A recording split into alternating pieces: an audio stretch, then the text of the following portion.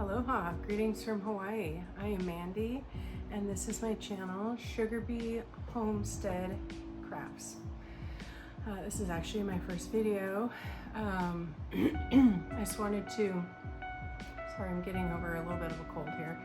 I just wanted to introduce myself and just share with you how I got started, what I'm doing here, really. So just a quick history, I guess. I'm a Navy wife, originally from Oregon, but we have been spending we had spent the last 2 years in Virginia. My husband is a reservist, and he was on active duty orders there, and he ended up going to a school from February to May, and after that we were trying to basically get to Hawaii. It was a dream of ours for the last 2-3 years. I mean, maybe even for the last 10-11 years since the last time I was here, or the first time I was here. And so he was back as a reservist and doing funeral honors and whatever he could do to pay the bills at that point.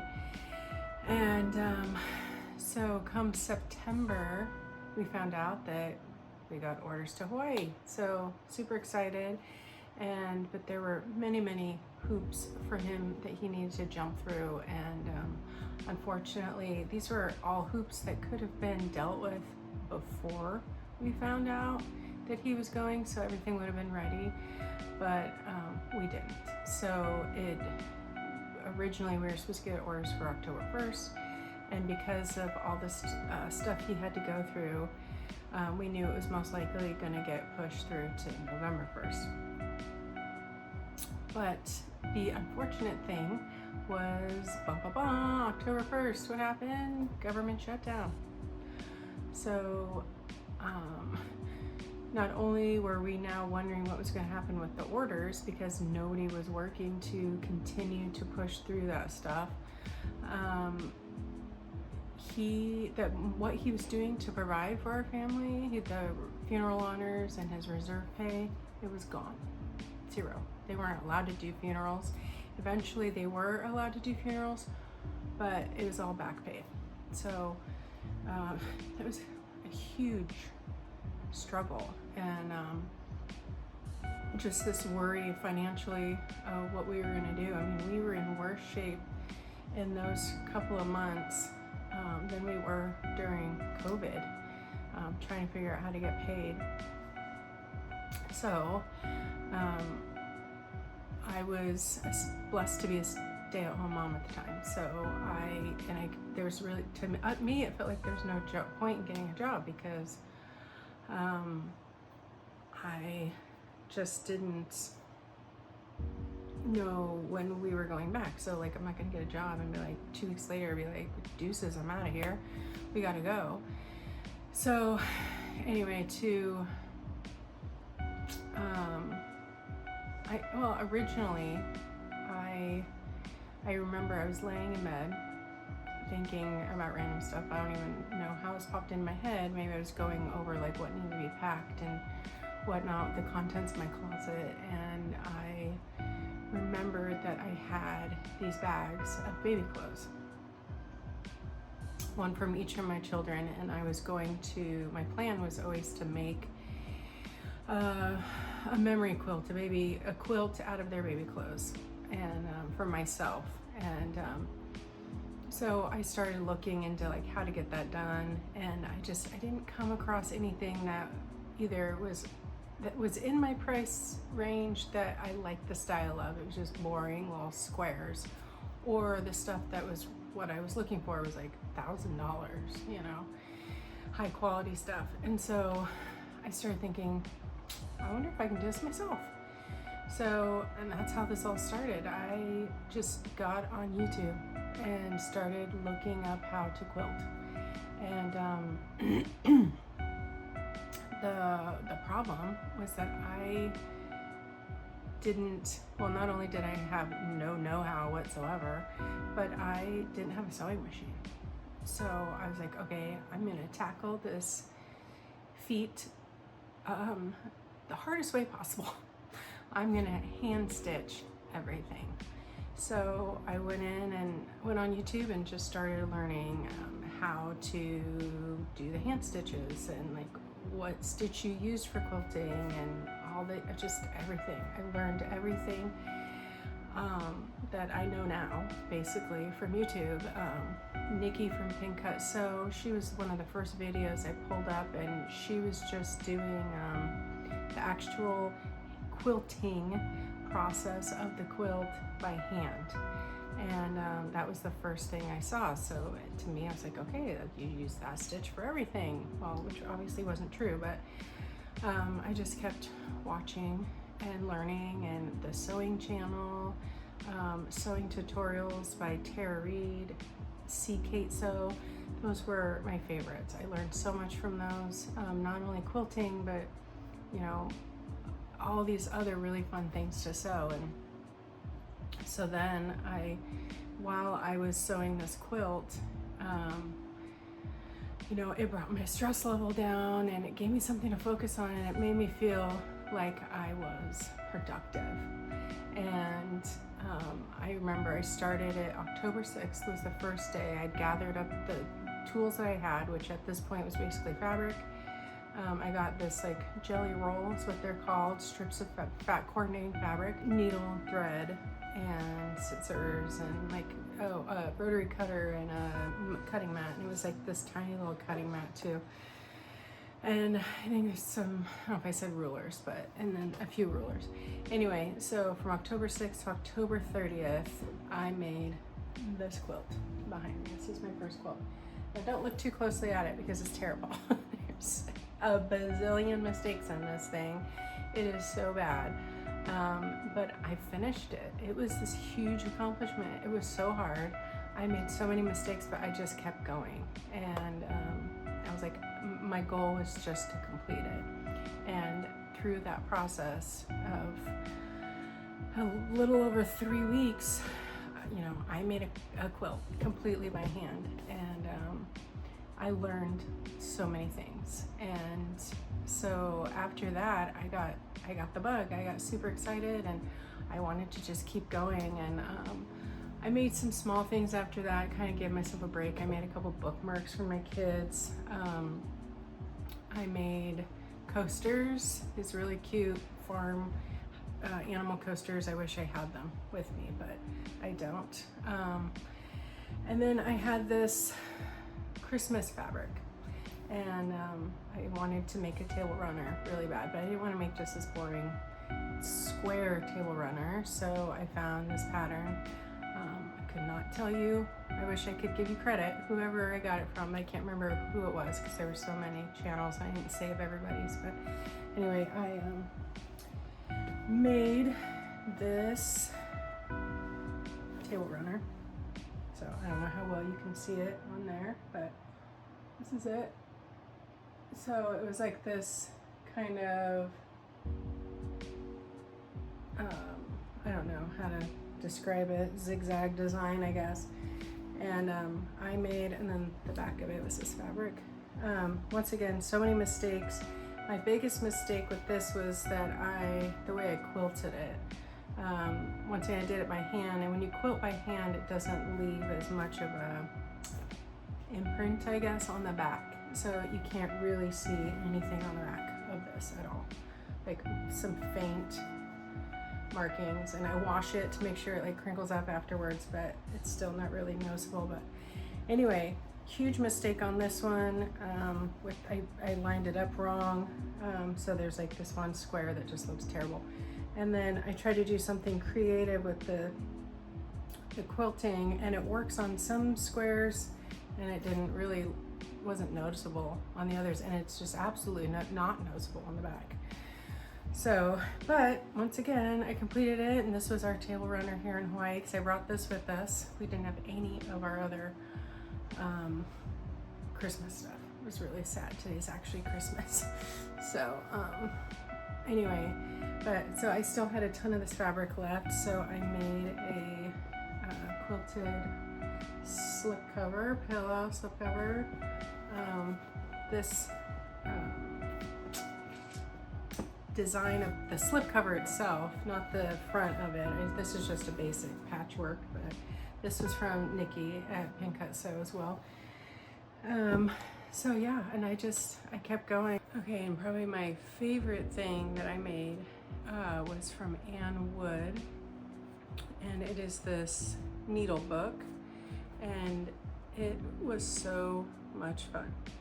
And it was the first time I had to learn how to do, I can't remember the name of the stitch now. I want to say it's called like chair or table or something. I don't remember.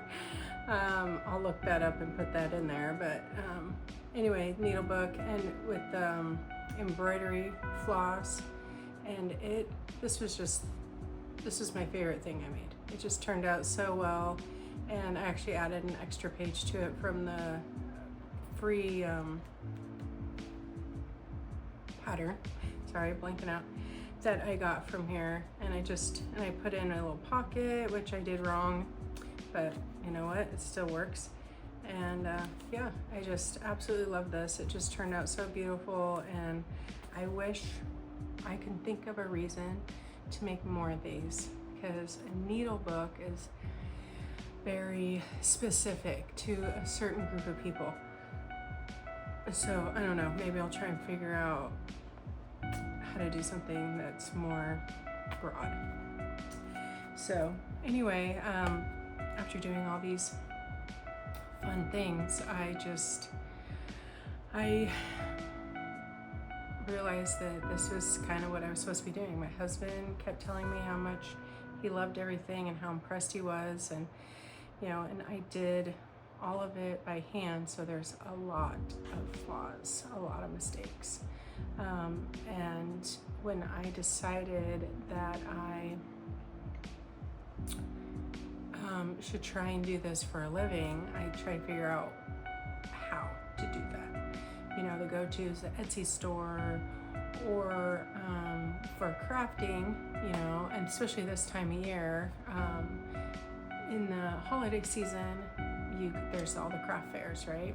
And I know there's more during the spring and the fall, but I am nowhere near talented enough to bust that much stuff out, and no idea how to even approach any of that stuff. So that was another reason for me to get onto YouTube and figure out how to market these products and figure out exactly which direction I even wanted to go with them. I mean, there's so many things that you can sew, and so many ways to get that stuff out there. And I found Ginger Patch Designs. She's awesome. This is what she does, is she bulk sews her things. She also has a website, but mostly she goes to all the markets, and she's been doing it for years, so she knows which ones to go to and which ones are going to be more profitable, and what type of product she should bring based on whether there's going to be a lot of kids there or adults or what have you. And the thing I love about her is she takes you with her, so you get to see her setup and see what sells and what doesn't sell, and her good days and her bad days, and all of the tips that she has. You know, she passes all of that on to you. And XOXO Charlie is another channel that's very similar to that, but you know, different style of products that she sells. They're the same type of products, just different style. I did find that most of the products that are being sold out there are very similar. You get your makeup bags and your other zipper bags and tote bags and bookmarks and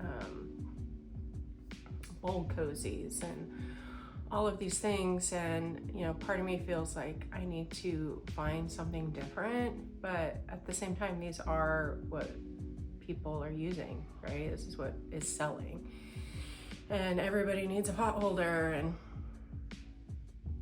Anyway, another YouTuber that I found from the same category is Faith Lily.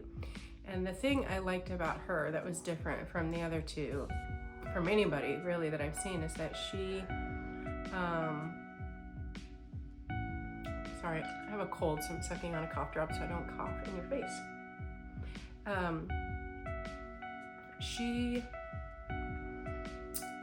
There was very limited editing, if any, honestly. I didn't pay a whole lot of attention to that aspect, but I did notice, like, you know, she's doing this at home. She's a stay-at-home mom, possibly even a homeschool mom. And her kids come in to talk to her, and it doesn't get edited out of the video. And, you know, there's like pet interruptions and like what have you. I've seen several people with pet interruptions, which I think is just awesome. I mean, these people are doing this at home, and this is what their home life is like, right? So everybody can relate to that. And but she didn't edit any of that stuff out, and it felt so much more authentic, and I felt like that's what I wanted to do, you know. And the other thing about her, which I won't be doing, but God bless her, she gives all of her profits to missions. So I thought that was pretty cool. And I think it might maybe take a little bit more pressure off of your success, because yeah, your success is helping other people, but your livelihood isn't depending on it, right? But she's also seems relatively new to the whole world of sewing and selling. And so that's another thing I found refreshing about her, is that I can watch her learn as she's learning. And then she comes back and reports on, like, well, this is the mistake I made in trying to sell this product, or making it this way, or marketing it this way. And sorry, I feel like I have hair in my mouth. So that was the thing I really liked about her. And so by watching all of these women, mostly, there are some men that I watched on the marketing side of having a YouTube channel, but it made me realize that this was, I don't know if I want to call it a calling per se, but like what I was supposed to be doing. This is the arena in which I was supposed to be stepping into. One, it was a great way to reach a lot of people, and I don't want to be an influencer by any means. Like, I've never wanted to be an influencer. I don't even like that word. But I want to help people. I wanted to pay it forward. Take what I learned from YouTube and share it with other people. And I may not have anything that anybody's even remotely interested in learning. I may not have anything to give to the YouTube community, but I'm gonna do my best and, you know, step out and do it. The other reason I feel like this is what I'm supposed to be doing is because this is probably the scariest thing I've ever done in my life. Just the YouTube part of it. I mean, the sewing part is scary, the learning, trying to make something and convince myself that somebody might actually want to buy it. I am 46 years old, okay? I am way too old to care so much about other people's opinions of me, of my stuff I'm producing, my future YouTube channel. I'm way too old to care, but here I am. It's almost preventing me from starting, and I'm not gonna let it stop me. So if you see this video, then, you know, props to me, because I pulled that trigger, I pressed record, and I hit submit or whatever. I can't remember the name of the button that you do to get it on there, but publish. I hit publish. So anyway, that's my story. So I am Sugar Bee Homestead Crafts. That is the name of my future store, and I look forward to a very long and fruitful relationship with my new YouTube family, and I'm very excited for this next chapter of my life. So, and I'm thrilled to be taking all of you along with me. So anyway, please, if you have any advice or you know, any comments about, you know, maybe a direction I should go, yeah, any advice on running a YouTube channel or sewing or quilting or selling or any of those fun things, I am more than happy to receive that advice. Anyway, that is it for today. Please check out my next video about the wonderful Christmas gift I got for my family, my sewing machine, where I unbox it and learn how to thread it and make my first couple of stitches, and take you along with me while I do that. So if you've never used a sewing machine, or you just got one for yourself, or if you just want to laugh at me while I learn how to do it, I'm good either way. So anyway, that is it. Check it out and click subscribe and like my video, and I will see you later. Love you all. Catch you on the flip side. Sugar Bee, like and subscribe.